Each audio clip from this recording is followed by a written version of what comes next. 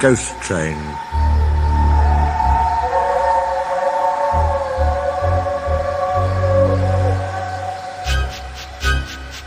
And every year on the date of the accident, it runs again, plunging into the gap, shrieking like a lost soul.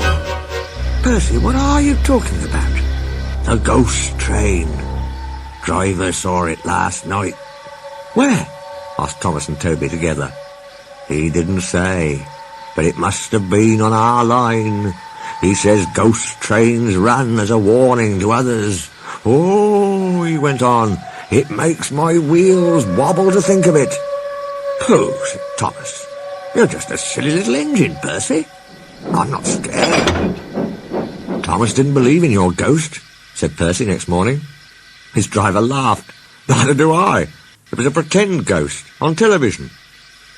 Percy was disappointed, but he was too busy all day with his stone trucks to think about ghosts. That evening he came back, light engine, from the harbour. He liked running at night. He coasted along without effort, the rails humming cheerfully under his wheels, and signal lights changing to green at his approach. He always knew just where he was, even in the dark. Crow's Farm Crossing, he chuckled happily. I shan't be long now. Sam had forgotten that Mr. Crow wanted a load of lime taken to 40-acre field. When he remembered, it was nearly dark. He drove in a hurry, bumped over the crossing, and sank his cart's front wheels in mud at the field gate. The horse tried hard, but couldn't move it. The cart's tail still fouled the railway. Sam gave it up. He unharnessed the horse and rode back to the farm for help. There's still time, he told himself.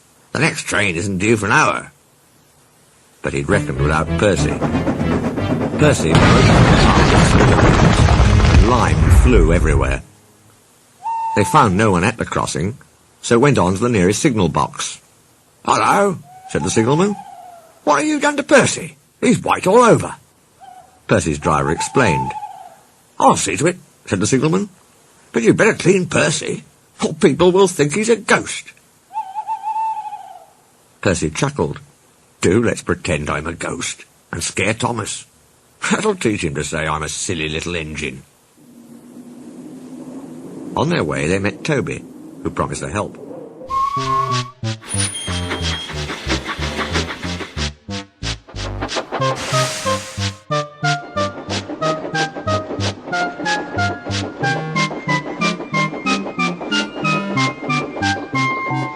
Thomas was being oiled up for his evening train when Toby hurried in saying, "Percy's had an accident." "Poor engine," said Thomas. "Botheration. That means I'll be late." "They've cleared the line for you," Toby went on. "But there's something worse." "Out with it, Toby," Thomas interrupted. "I can't wait all evening." "I've just seen something," said Toby in a shaky voice. "It looked like Percy's ghost. It said it was coming here to warn us." "Pooh, who cares? Don't be frightened, Toby. I'll take care of you."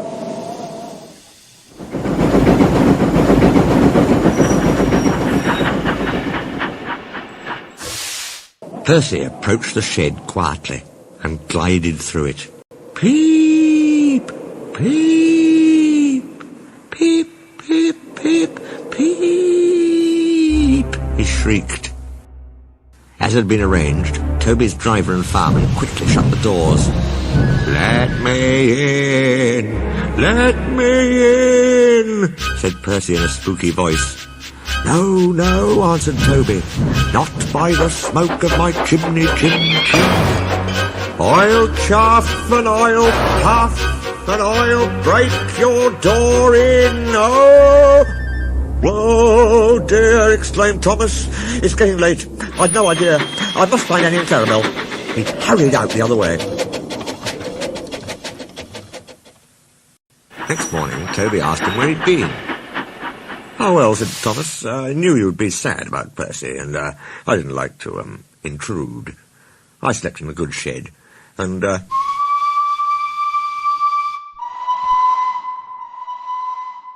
Oh, he went went on hurriedly. Sorry, can't stop. Got to see a coach by the train. And he shot off like a jackrabbit.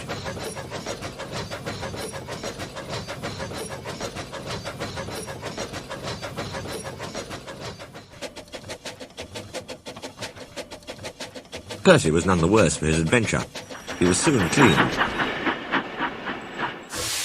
Percy rolled up alongside. Well, well, well, he exclaimed. What do you know about that?